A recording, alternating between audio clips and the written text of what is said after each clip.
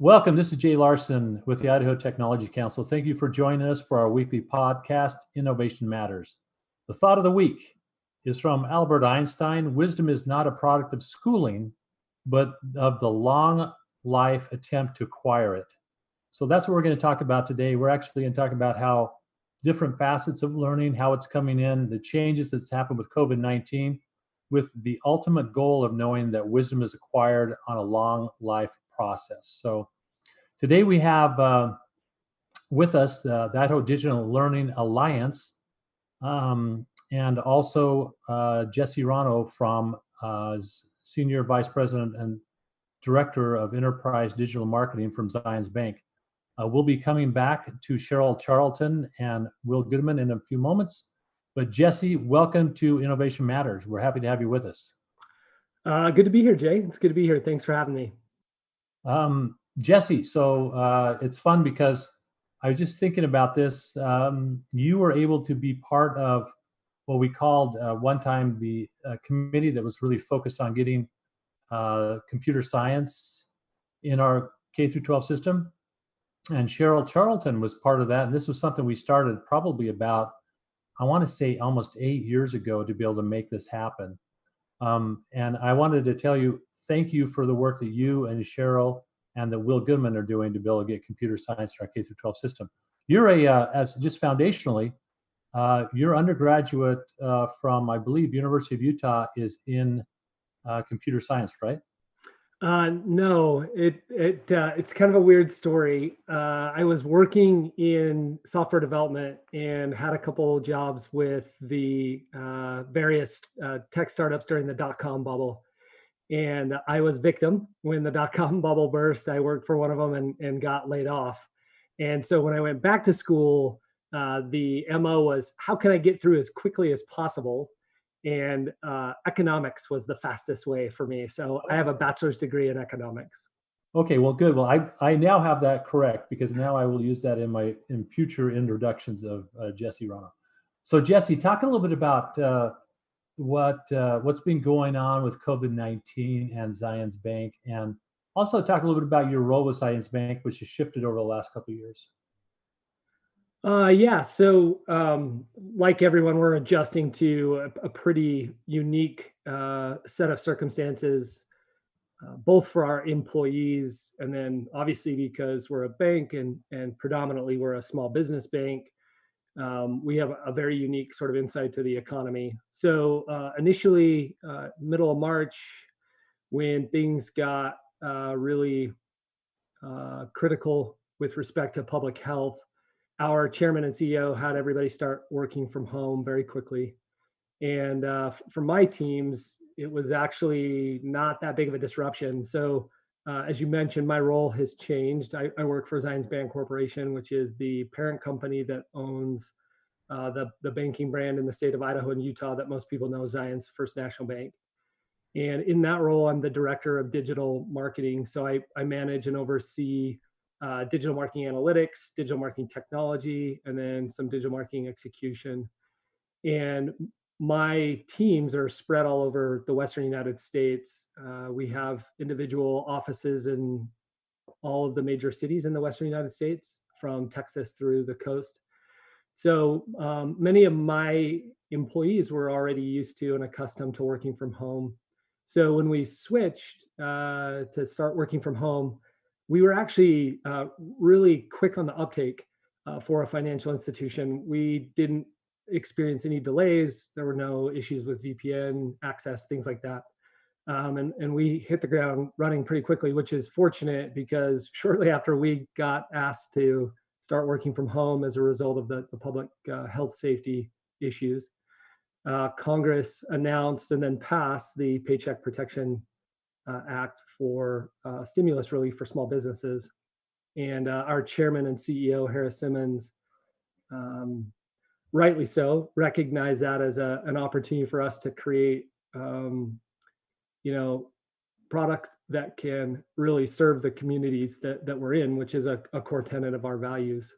And so we jumped in kind of whole hog on that. And fortunately, everybody was up and running by the time that hit, and we went from there. So Well, and this was a major thing to be able to help keep businesses going and kind of a lifeline in some respects, right? And um, that kind of ties into what Zion's Bank's kind of your ability to be able to connect with communities and stuff like that. You guys have done some amazing things in this space, right? Since Yeah. COVID-19, and you've been a major part of this. I mean, helping write software programs and getting things in place to make it happen. Yeah. So we'll start maybe a little bit with the sort of core component to our value system. We have what are called our guiding principles, which are exactly what you would think they are. But one of those guiding principles is that we seek to create value in the communities that we do business in.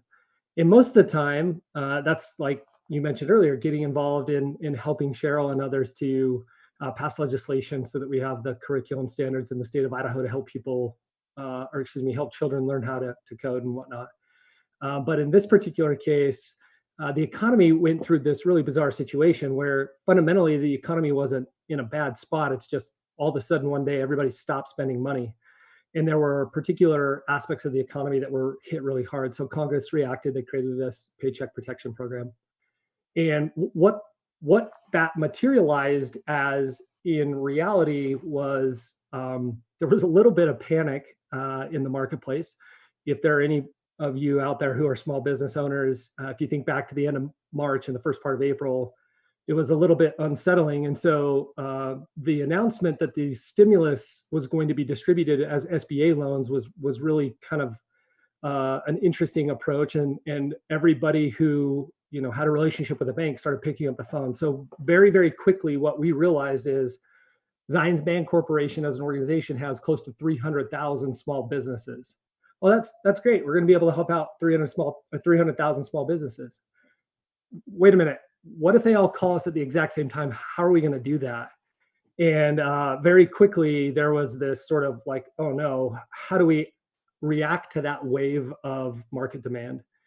And I got looped into a email conversation. I managed the product management teams and the development side of our public website. So I got looped into an email conversation where they said, well, we should create a web form that people can fill out on our public websites. And I'm like, whoa, hold on. How are we going to handle that? Even if they can get it up and online, what are we going to do so that we can process that?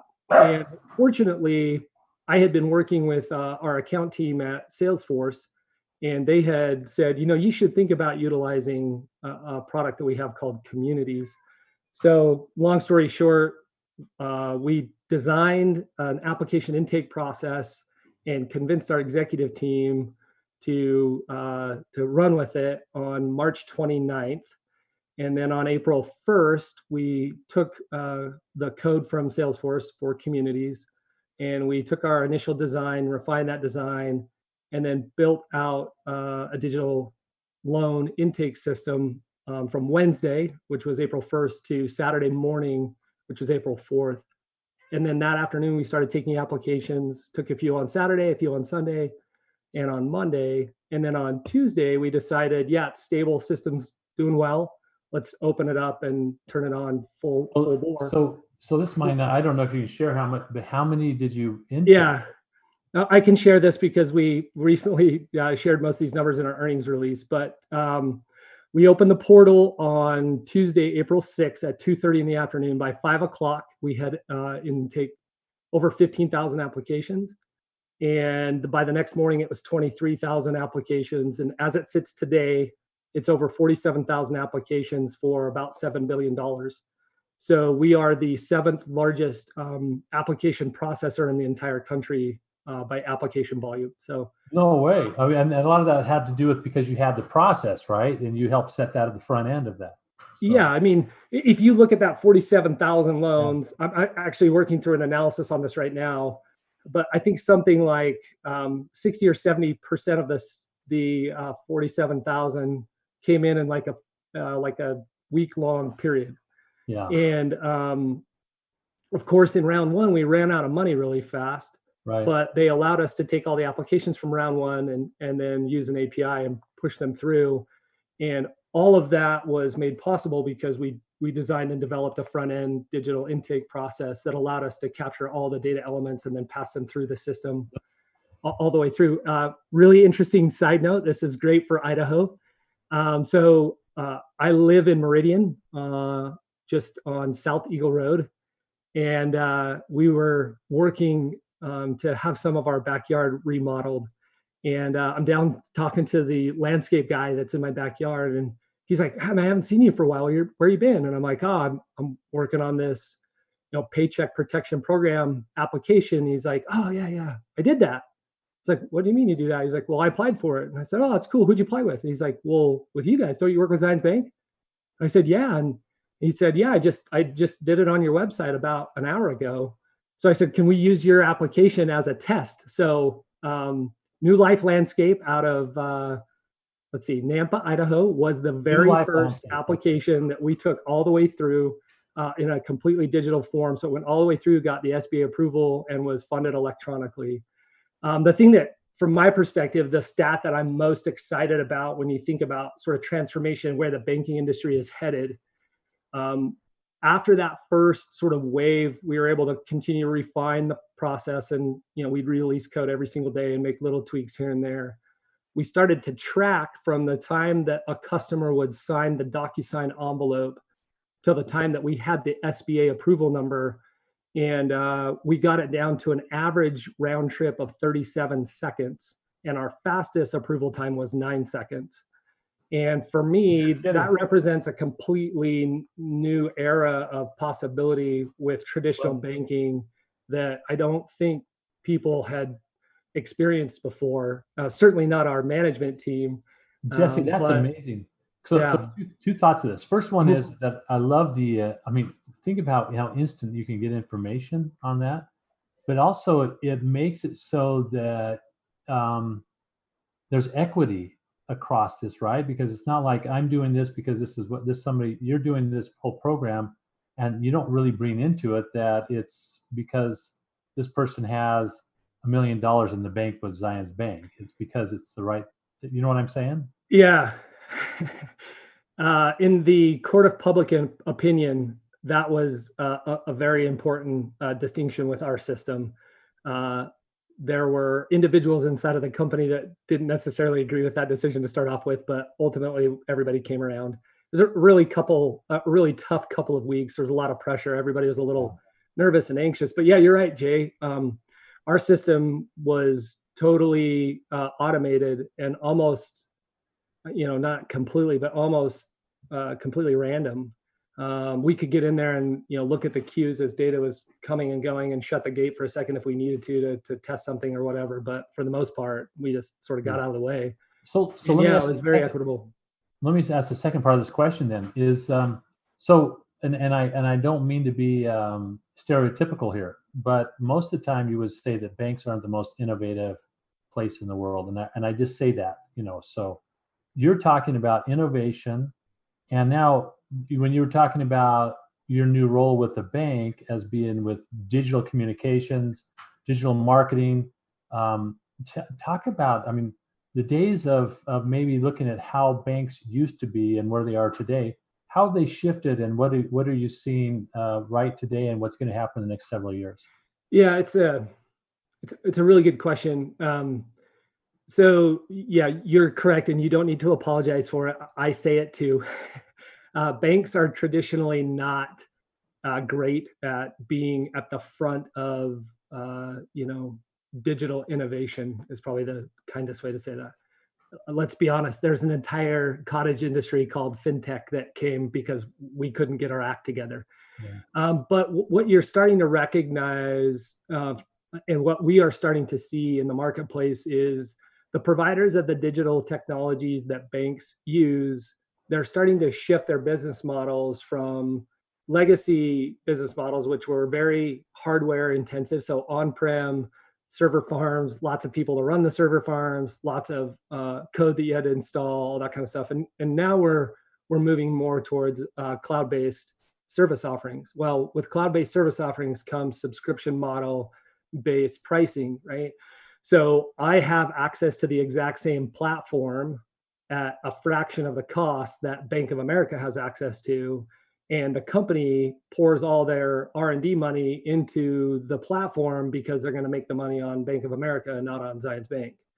So I now have the ability to leverage those platforms in a way that gives me a broad set of digital capabilities and allows me to control the user experience on top of that and start to be able to innovate in a very rapid and iterative fashion so that we can create the experiences our customers are looking for, but not need to swallow what historically were really large costs associated to those legacy business models. So it's changing quite a bit.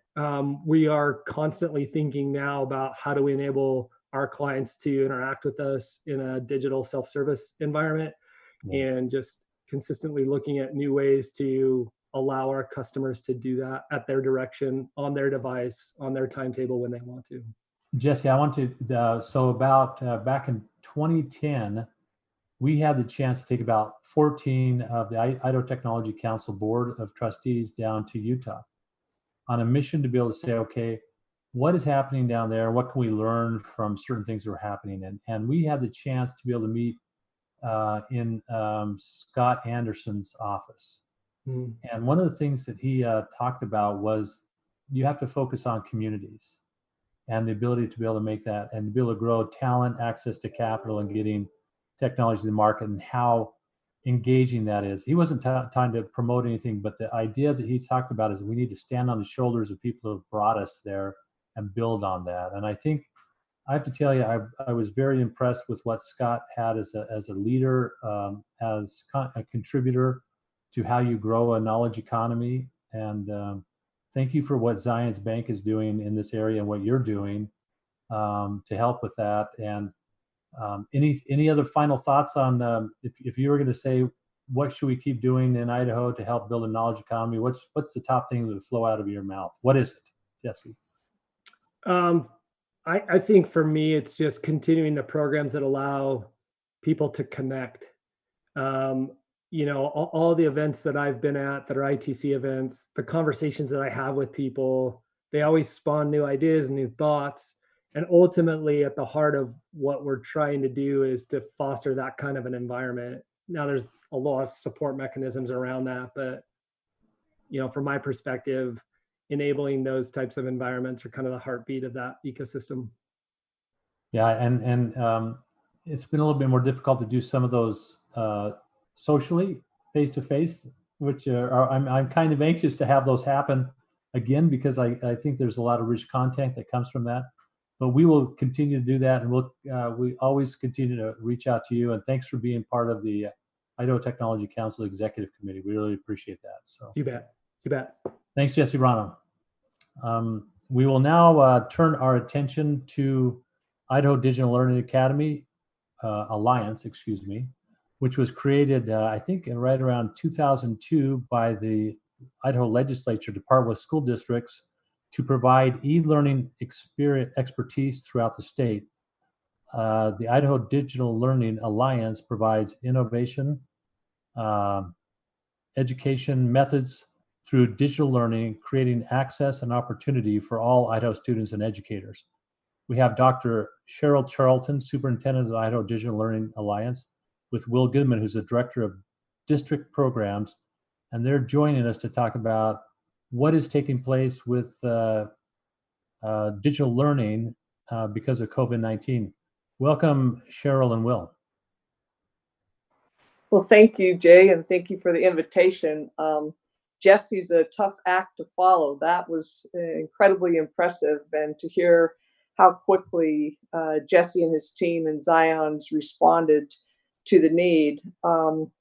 It's kind of interesting to think about how we all started conversations, and Jesse and Jay, the Idaho Technology Council, in regards to computer science 8 years ago, and to kind of see how we've evolved and how much we've how far we've come. But when you start looking at what COVID did, and I think you opened it with that, Jay, lifelong process, learning, changing. COVID really changed the pace. Let's put it that way.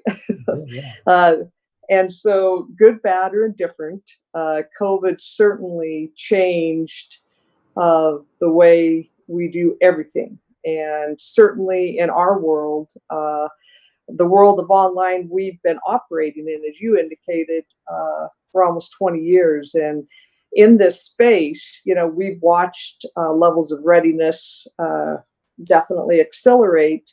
But what happened in March to date, and will kind of give you an overview sequential of some of the services we deployed to assist districts and teachers and students in the state of Idaho in this crisis, this time of crisis. But what we are seeing is how quickly, it's kind of like that computer science conversation. It's not relevant until it's relevant. And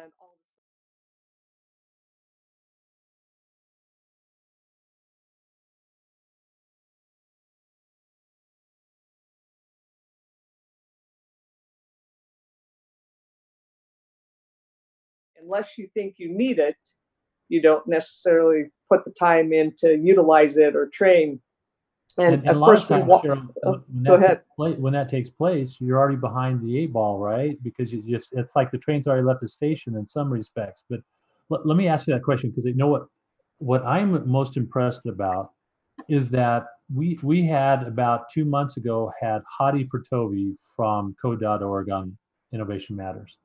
And Hadi has always said that Idaho is, and recall, he didn't always say this, but he said this over the last 4 years or so, that Idaho is one of the top states to be able to get ready to be able to put computer science into its K through 12 system.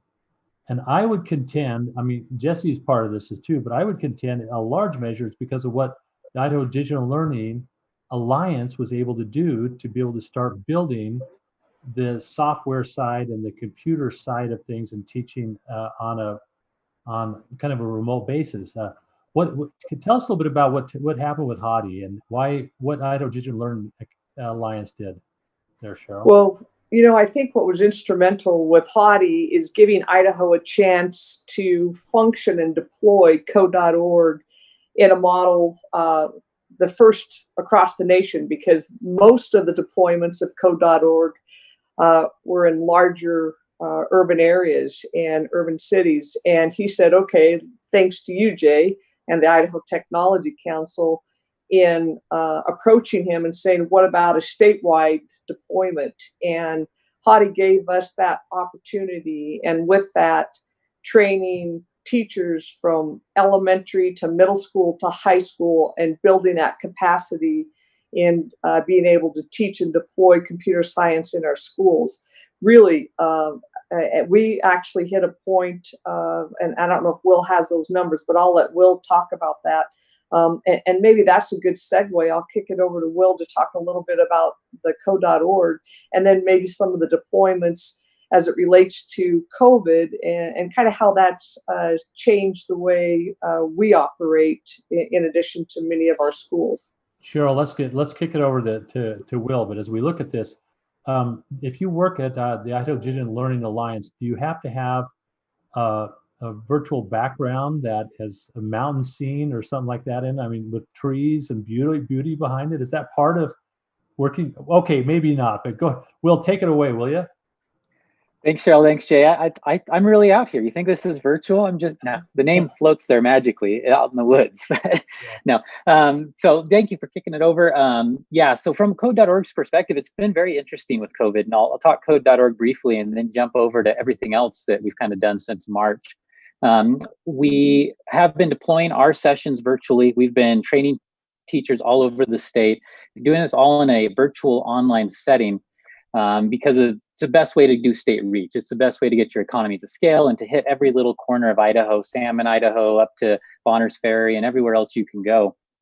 Since COVID hit, we've actually been working with Code.org to translate all of their states over to this type of a model. Because suddenly there was, as Cheryl mentioned, a need to move everybody to an online platform. And so where most of the states were still doing live face-to-face trainings in urban areas, now we're able to assist and kind of share what we've done to virtualize the training and make it an online offering. So that's been one of the shifts that have come out of COVID that kind of comes back to the points that have been discussed already over just how it's accelerated the needs for change.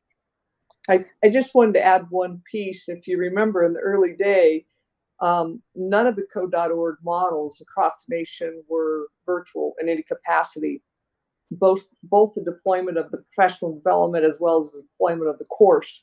And it took quite some time to work with code.org and show them what we could do and how effective and still remain that high quality footprint that code.org has always stood for. And so I think that's a key element that Will just mentioned. Thanks, Cheryl. So kind of going back to code.org, or to COVID, excuse me, and to IDLA and what's been going on. So just a little bit of background of IDLA. As Jay mentioned, we've been around since 2001. In 2002, we were actually codified in law and became an actual agency working to help provide digital learning, digital courses. We provide Idaho courses that are written by our staff to Idaho standards with Idaho certified teachers behind them to any district in the state. We provide 260 courses out throughout the state. As a comparison, some of the largest high schools in the state have about 150 courses. So we offer a wide variety of courses that normally wouldn't be accessible, especially in rural Idaho. Some of the ones that we really don't see anywhere else are things like Mandarin Chinese, sign language, and other courses along that line. But we offer everything from the core curriculum all the way through these kind of specialized electives. Served around 36,000 enrollments prior to COVID last year.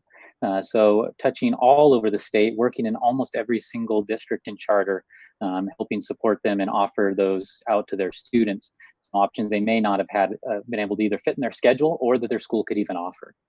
When COVID hit, besides continuing with that model and continuing to provide that service to students, we shifted everything we could in our organization to just supporting districts move online. Districts had roughly 3 days to make the transition. For myself, I remember we got called by a district that said, hey, we're going to go online next week. Can you come today and train? So I showed up that day to train. I trained their high school. I went to their junior high, started training their junior high. By the time I got to one of their elementary schools, it had been, okay, we're closing tomorrow. Okay, so we kept training. By the time I got to their second elementary school, it's okay, we're not opening again, we're done.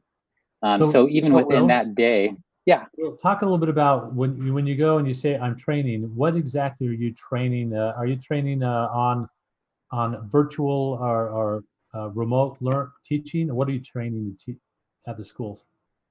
Great question. So when we are looking at how we're training districts, we're mostly focusing on what we call remote teaching. So there's kind of two phases there. There's remote teaching and there's online teaching. Online teaching is what IDLA does. It's fully online courses. It's a complete shift in pedagogy. It's a completely different delivery style. It takes a lot of training, a lot of background. For example, we put our teachers through a week-long live in-person course prior to COVID, and then an 8-week course over the summer to prepare them to teach in our methods and our systems. And that's including teachers that are already certified and have been teaching for years. That's how much the pedagogical shift is different in online learning. Districts had, again, a day to prepare, or 2 or 3 days to prepare for this shift. So what we were training on is what we call remote teaching. And it's taking what the teacher already knows, their best practices, the great teaching they already do, and transitioning it to remote teaching, which is a replication of their brick and mortar classroom in the online setting. So it's here's how you can still deliver in the ways you know without having to have all this other extensive training and provide the best you can for the students. So we're training in how to, how can you use your webcam to maybe show some assignments and do some communication with students? How can you build community when all of your students are online? How can you run both synchronous and asynchronous lessons? So both things that you're doing directly with the teacher and things you're doing without the teacher. And just giving them all the tools and support we could with that very quick transition time that they had to move to it. And districts really, they took the ball and ran with it, given, the very, very short time that they had to make that happen. Well, but again, in that... Let me throw one thing at you, because this is what I was thinking about. If I could do a quick analogy, I remember when I was at work, I would use Zoom probably 5-10% of the time, right? Now the shift is we're home and we're doing businesses through Zoom and virtually, and so now I can meet with, like we're doing right now, through Innovation Matters, and I probably utilize Zoom probably 90% more than what I do. And during the course of the day, I'll have 6 to 7 Zoom meetings. Is this similar to what's going to happen right now? Because I'm sure that you're seeing that IDLA's courses that are being taught and how they're offered have just gone up, are starting to skyrocket out, right? I mean, and the utilization of online learning, right? Yeah, we're seeing some growth beyond our expectations right now. And so I might hit that a little bit later in the presentation, kind of what we're doing coming up for this later year, and trying to make sure we can service every student that has a need in the state. So I'll come back to that question if it's okay, Jay, and kind of hit exactly what we've got coming up. So when the schools got shut down, again, we shifted everything in our organization over to just supporting schools with their move online. So some of the things we did, first off, we took our curriculum, again, of those 260 courses, we wrote almost all of them and owned the content. So they are written straight to Idaho standards. We took that content and made it freely available to districts. So any district that didn't have online curriculum, if they were still dealing with textbooks and paper packets and materials that weren't digitized, we made all of our packages available that we could. There were a few we couldn't because they're AP or dual credit courses where College Board owns the AP content, or the universities might own a little bit of the dual credit content, but everything else we could, we just made freely available, and we gave the districts access and then shared that out throughout the state. So they could use that for their new history textbook or their new algebra textbook or anything they might need that they didn't already have digital in those courses. We also then ramped up our training that we just kind of talked about. We, of course, couldn't at that point go out to the districts anymore to provide the training. So we started with a series of webinars. And we started hosting webinars multiple times a day that were around everything from how an administrator can move their whole school online, to what tips and tricks and tools a teacher can use to help with their remote teaching, to things on how to build community and deal with the social emotional needs of the students now that they're isolated and maybe not getting that peer time that they had before. We had webinars on how to help special education students and how you can assist them where they might have a different level of need than some of the other students in your course, and how we could help support that. We also set up live support line.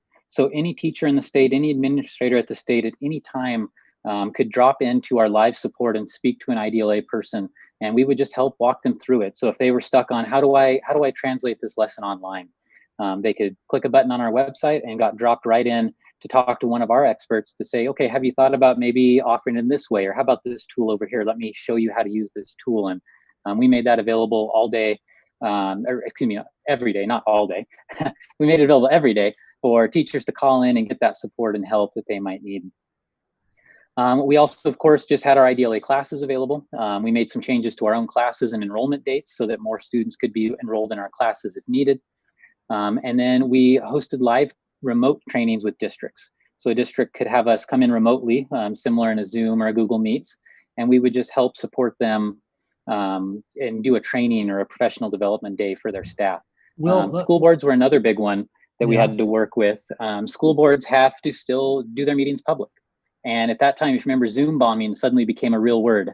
And people all over the country were dealing with people dropping into their Zoom meetings and disrupting them. So we met with the school boards all over the state and did trainings with the Idaho Association of, the Idaho School Boards Association, excuse me. We worked with them to go out and train boards on how you can do a virtual meeting, avoid Zoom bombing, but still make it public and still allow public to participate and help and be part of the process.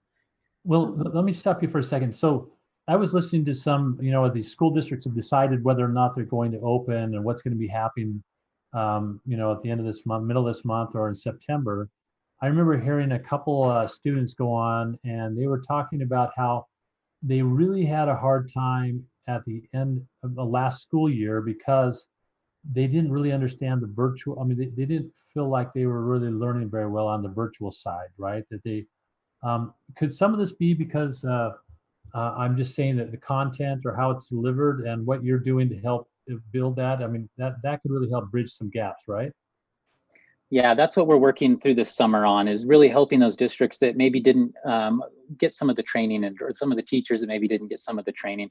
A lot of the districts also had issues with just connectivity and devices, and not of their fault, but they just had not bought devices for every student to take home. They maybe had bought computer labs or had computers that were desktops, but they didn't have laptops that they could just hand out to every single student. And so families that maybe had no device or very few devices couldn't actually have their students online all the time. So districts had to rely on paper packets and some other means to reach their students and make sure they were supported. So that comes down to the Digital Divide Committee, which was another group we worked with and participated in. I'm getting a little ahead of my notes here, but I'll jump to that and come back. But when this first started, the governor spun up the K-12 Emergency Council, and Cheryl and I both participated on that council working on these issues. So connectivity, devices, LMS, that learning management system, and all these other needs that districts were having that they rightfully had not prepared for. They weren't expecting to suddenly have to make these kinds of transitions. So we worked with that council, which eventually spun out a subcommittee called the Digital Divide Committee, which is working up to right now to close that digital divide and get devices to every student in the state, to get connectivity to every community and student in the state. Doing a lot with some of the CFAC money, the stimulus money that came into the state, part of the 1.25 billion that the state got to, work with the Department of Commerce to help them get $50 million out to the various providers to help add connectivity in the districts to get out into the communities. Give the districts money so they could help get connectivity for those students that maybe were in need and couldn't afford the connectivity, and also to buy devices that they could distribute out. So we've been working with that committee. That work is starting to wrap up right now, distributing over $35 million to districts to help with those exact issues. Again, the connectivity, the devices, the LMS, the professional development, everything else that districts are in need of. He talked a little bit about that today on his press conference, didn't he? On some of the devices and the distribution of those funds. I thought that was really impressive. Yeah, it's going to be a huge help to districts and making sure they've got that, because we've got districts with varied levels of readiness and varied levels of, content and things to deploy at this rate. So trying to make sure every district is up to that same level, because they've made decisions in the past based on the current need. And so while some districts may have bought devices because that was their current need, other districts may have bought curriculum or may have upgraded other things. So making sure all districts have what they need during COVID. Some of the other stuff, this does kind of bring us into the summer. That was all the stuff we did in March and April. Over the summer, we've continued the professional development, going in and supporting and helping districts. We are developing out our course catalog to make it what's called LTI enabled, so that districts, instead of having to go to a special website to look at our content, they can just pull it right into their own learning management systems and use it in a much more user-friendly manner, similar to how we ourselves use it versus the way they've had to get to it. In the past, we've continued our help desk. We've continued our trainings. We just partnered with the State Department of Education to build out a series of what are called hyperdocs, which are like interactive Word documents that you can scroll through, and they're laid out like a lesson plan for teachers. And it trains them on how to do everything else we're talking about with remote teaching. So it's an asynchronous tool that they can scroll through, and it's got videos in the middle of the Word doc, and it's got links over to note catchers, and it's got little manipulatives built in, and all this stuff right within one document to help prepare them. And we've got 20 of those launched, and we've got another 14 coming. So teachers can be using those to go through and be prepared for the fall. And this is, the next couple of weeks to a month from now. We partnered with Idaho Public Television to release a summer program to help students catch up on their reading. This was kind of geared towards that K-3 literacy. But we recognized there were students who didn't have connectivity and students who didn't have access to devices. So by partnering with Idaho Public Television, they did a daily live lesson on their channel. So they'd have a teacher actually deliver a lesson. They did it for every half an hour blocks for kindergarten, first, second, and third grade. So it was 2 hours a day on their channel. They did that through the summer. And then we captured those and deployed them through a portal. And that had to do with some copyright issues and their ability to show something once and our ability with an education license to show it more times. But we could then capture it, put it in our portal. So those students that did have connectivity and did have devices could go back and watch it on their own and rewatch it. And then we built content to go along with it that parents could give out to their students to help them kind of enrich that learning and get caught up in the reading realm. And then kind of last thing that we did here, because I know I'm talking a lot, the last big issue is we've launched an elementary program. So we were a 7 through 12 organization. We really focused on those secondary students, but we've now launched a kindergarten through 6th grade program that will be starting in 2 weeks. So we are right now continuing to expand and work on that program, and we're going to be able to help support districts that have that need for an elementary content and teachers and that support. I would tell you that you should probably put a cape on your back that has an S on it, because that's pretty super what you guys have done. Really, seriously, I'm amazed at what IDLA is able to accomplish and how much it's helped, and actually the shift is taking place. I was listening to Dr. Trompa from Boise State, and she was one thing that was really interesting is she talked about the ability to make sure that they allow teacher and students to be able to, depending upon situations and scenarios, to be able to have the face learning, but also if somehow they have to take some time to be able to do something else, so they can still engage and do it virtually. And I think there's one word that's really come up to me right now, and that's flexibility in education. And I think that that's really helping what IDLA does. It allows more flexibility. And because of COVID-19, we need to utilize IDLA and the virtual learning much more in what we're doing today, but more importantly, what we're going to be doing in the next 2 to 5 years and the way we're going to learn. So I'd love to hear what you and Cheryl have to say. Is that you see it? You've already talked about how much we're going up, but I mean, virtual learning is going to do nothing but explode, right? I absolutely agree with you, Jay. And, it's just kind of like we've looked at in the business world. You're never really going to go back to exactly the way you deployed your services or operate as you did previously. It's really changed the mindset of your consumer. This has certainly changed the mindset of our students, our parents. While we know the value, just as you were mentioning and Jesse was mentioning about networking and the face-to-face and how important that is, it's still very important in our public schools. And if we can get that opportunity back and it's a safe environment, we certainly encourage that. But you can have that same networking and community to a level within a lot of your online deployment. And I know you asked a question about, you kind of commented on a couple of students who had a somewhat of a, negative experience. And I must say, I think until we get through several years of a lot of training and a lot of expertise, you're still going to see some districts struggle with deploying this. It took us 20 years to do what we do and to add all the other features in it. And so I think that there's going to be a level of frustration still by parents and some folks, and as it relates to how that is delivered, because you're going to see a variety out there. As Will and I were mentioning, there's different levels of readiness.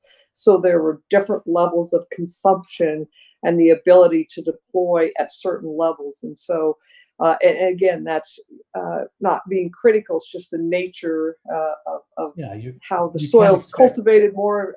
And right. You can't expect everybody to be the same. But what you're saying though is that possibly certain districts are a little bit have been more ahead of the curve a little bit and be able to implement virtual learning and other ones, because again, I know that IDLA is not there to be able to replace the in-person type learning. It's to augment it, right? It's to be able to give more flexibility, to be able to let somebody who might not have an opportunity to take that Mandarin Chinese class, but now they can, right? And it enables that. And I think that technology and computer science is the same way. We are behind with respect to our ability to be able to implement and have students graduate with really solid computer science skills. But they're improving every year. And I'm going to point to one thing, Cheryl, because you said Hadi Pertovi, I don't think understood totally. He thought he was really big on face-to-face learning, right? But I think that through IDLA and the work that you've done with him, you've talked about how important it is to augment virtual learning like the IDLA has with all of the other type of learning opportunities we have, because it's more flexible. It allows us to do more. It's asynchronous. You're able to do a lot of different things differently. So anyway, I'm just big fans of what you guys are doing. So any last thoughts before we sign off from Innovation Matters, Cheryl or Will? The only thought I would share is, always understanding that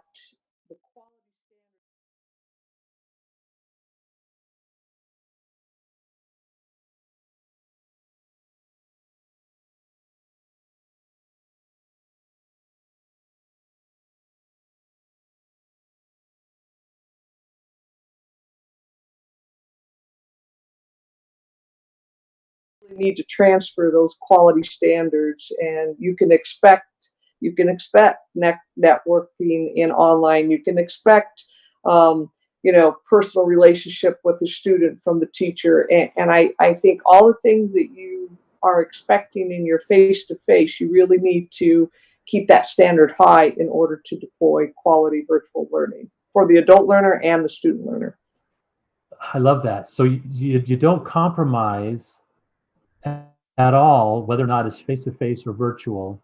You optimize the technologies by which you can have it, and you don't have to sit there. And I think that's the most important thing. Learning still needs to be high level, regardless whether it's face-to-face or virtual. So Will and Cheryl, thanks so much for what IDLA does. They replaced the Alliance to the Academy, to the Alliance, and it's because you built a fantastic alliance throughout the state and through school districts.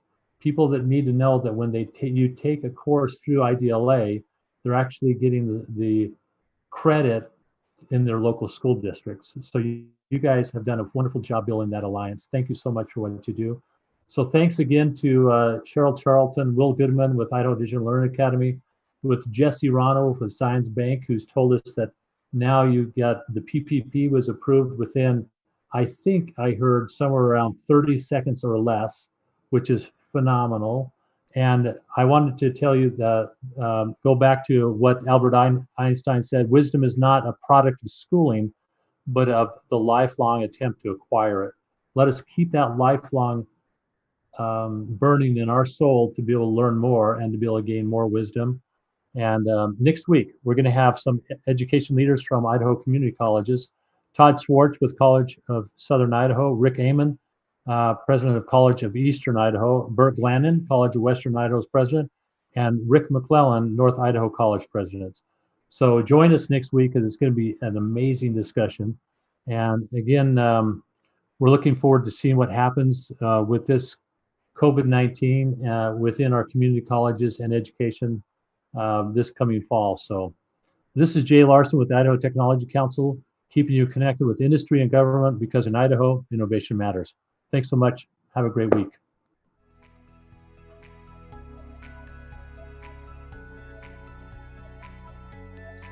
As we adapt to changing times where organizations and government agencies are working remotely, it is increasingly important for us to stay connected with local tech companies like Cradlepoint, Truckstop.com, Experis, FlexTrax, Idaho Central Credit Union, as well as Mayor Debbie Kling and Mayor Rebecca Cashmer. Isn't there a direct correlation usually with the goods transported across the country and the health of the economy and possibly going into a recession or something like that? Is there a direct correlation there? What's cool on the technology side, people are having to, like the webinar usage, you talk about the bandwidth that just skyrocketed. To discuss what Idaho's economy and government leaders are doing to ensure Idaho's economy weathers the storm. Idahoans also have a culture of taking care of each other. We have a culture that includes doing things intelligently and the right way. And I think that's part of what's going to see us through. So I should not just limit it to the United States, to the world. That is fantastic. Yeah, I don't want you to sell us short, Jay. Come on. Yeah, that's right. Thanks. This is Jay Larson with the Idaho Technology Council, keeping you connected with industry and government, because in Idaho, innovation matters. Innovation matters. Innovation matters. Thank you all, and be safe out there.